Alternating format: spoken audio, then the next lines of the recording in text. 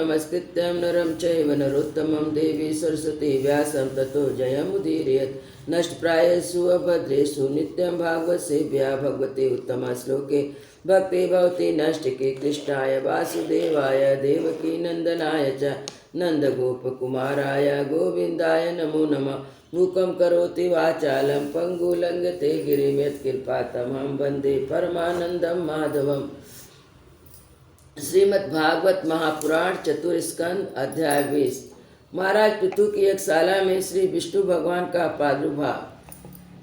श्री मैत्रेय जी कहते हैं, विदुर जी सुनिए, महाराज पृथु के 99 यज्ञ में यज्ञ का भुक्ता योगेश्वर भगवान विष्णु को बड़ा संतोष हुआ।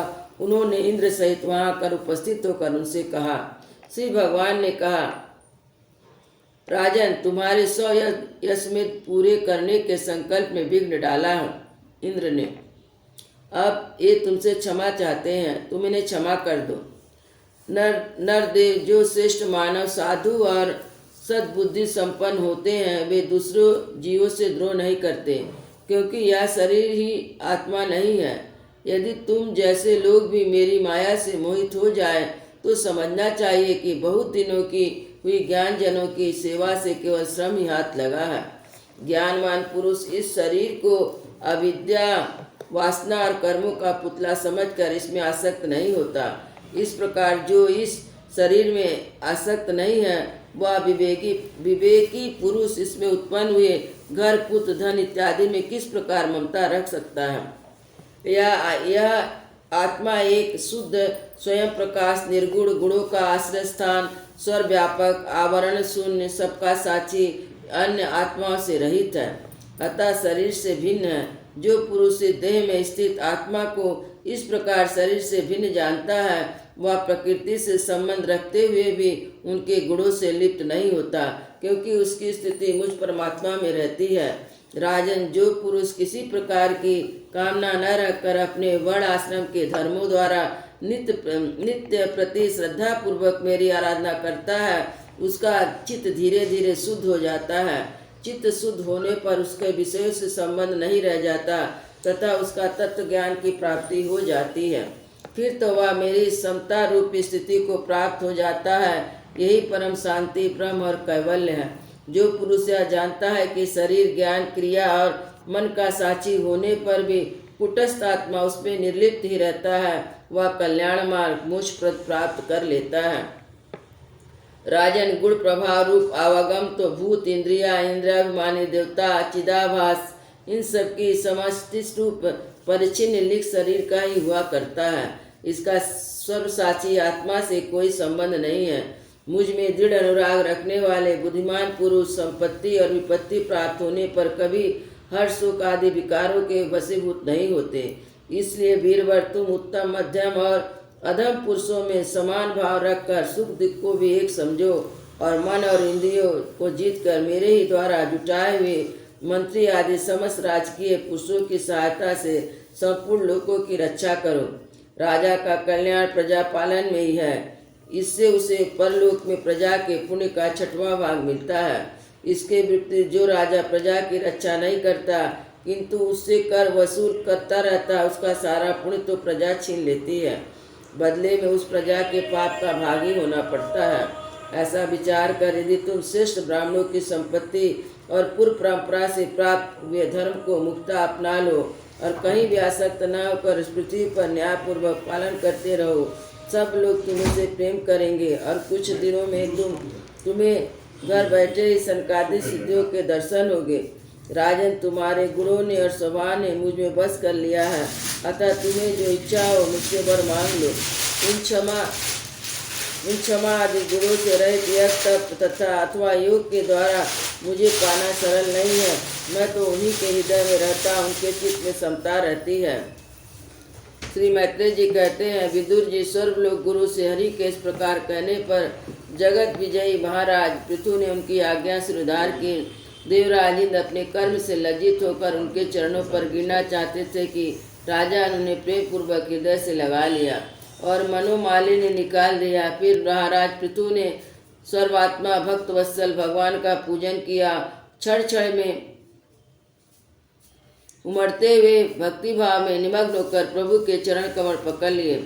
श्री हरि वहाँ से जाना चाहते थे, किंतु पृथ्वी के प्रति जो वात्सल भाव था उन्हें रोक लिया। वे अपने कमल दल के समान नेत्रों से उनकी ओर देखते रह गए, वहाँ से जा न सके।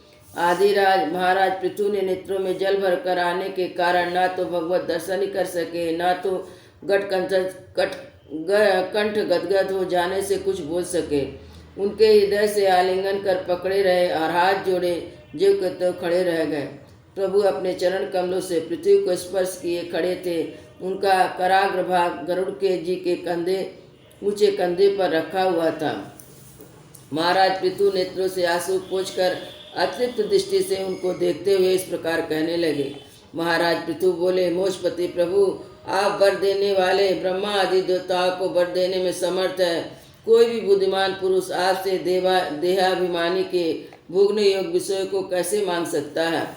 वे तो नारकीय जीवों को ही मिलते हैं, अतः मैं उस तुच्छ विषय को आपसे नहीं मांगता। मुझे तो उस मोक्ष पद की भी इच्छा नहीं है जिससे महापुरुषों के हृदय में उनके मुख द्वारा निकला हुआ आपके चरण कमलों का मकरंद नहीं है, जहाँ आपकी कीर्ति कथा सुनने का सुख नहीं मिलता। इसलिए मेरी यही प्रार्थना कि मुझे 10,000 कान दीजिए, जिससे मैं आपके लीला गुणों का सुनता रहूं। पुण्य कीर्ति प्रभु, आपके चरण कमल मकरंद रूपी अमृत कड़ों से लेकर महापुरुषों के मुख से जो वायु निकलती है, उसमें इतनी शक्ति होती है कि वह तत्व को भूले हुए महायोगियों को पुनः तत्व ज्ञान करा देती है। अतः हमें दूसरों वरों की कोई आवश्यकता नहीं है। उत्तम कीर्ति वाले प्रभु, सत्संग में आपके मंगलमय सुवस को दैवश एक बार भी सुन लेने पर कोई पशु बुद्धि पुरुष भले ही तृप्त हो जाए और गुण ग्राह्य से कैसे छोड़ सकता है। इस प्रकार के पुरुषार्थ की सिद्धि के लिए स्वयं लक्ष्मी जी आपके सुवस को सुनना चाहती है। अब लक्ष्मी जी के समान मैं भी अत्यंत उत्सुकता से आप स्वर्गुण धाम पुरुषोत्तम की सेवा ही करना चाहता हूँ, किंतु ऐसा ना हो कि एक ही पति की सेवा प्राप्त करने की होड़ होने के कारण आपके चरणों में मन को एकाग्र करने वाले हम लोग दोनों में कलह छिड़ जाए।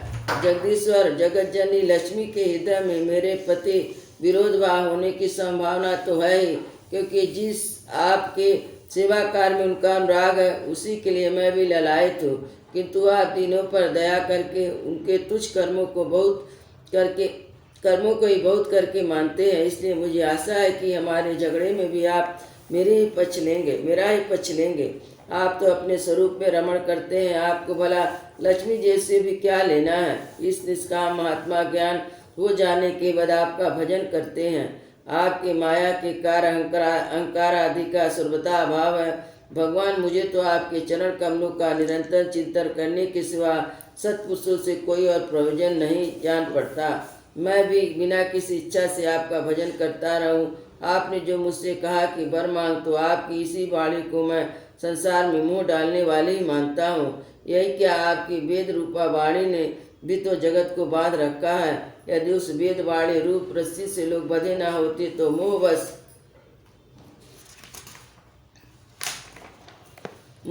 काम कर्म क्यों करते। प्रभु, आपकी माया से मनुष्य अपने वास्तविक स्वरूप आपसे विमुख होकर अज्ञान बस अन्य स्त्री पुरुष आदि की इच्छा करता है। फिर भी जिस प्रकार पिता पुत्र की प्रार्थना की अपेक्षा न रखकर अपने आप ही पुत्र का कल्याण करता है, उसी प्रकार आप भी हमारी इच्छा की अपेक्षा न करके हमारे हित के लिए स्वयं प्रयत्न करेंगे। श्री मैत्रेय जी कहते हैं, आदिराज पृथु के इस प्रकार स्तुति करने पर सर्वसाची हरि ने उनसे कहा, राजन, तुम्हारी मुझ में भक्ति हो, बड़े सौभाग्य की बात है। तुम्हारा चित्त इस प्रकार मुझ में लगा हुआ है। ऐसा होने पर पुरुष सहज में मेरी उस माया को पार कर लेता है, जिसको छोड़ना या उसके बंधन से छूटना अत्यंत कठिन है। अब तुम सावधानी से मेरी आज्ञा का पालन करते रहो। प्रजा पालक नरेश, जो पुरुष मेरी आज्ञा का पालन करता है उस सर्वत मंगल होता है। मैत्रेय जी कहते हैं, विदुर जी, इस प्रकार भगवान ने राजर्षि विदु के सारगर्भित वचनों का आदर किया। फिर पृथु ने उनकी पूजा की। प्रभु उन पर सब प्रकार कृपा करके वहाँ से चलने को तैयार हुए।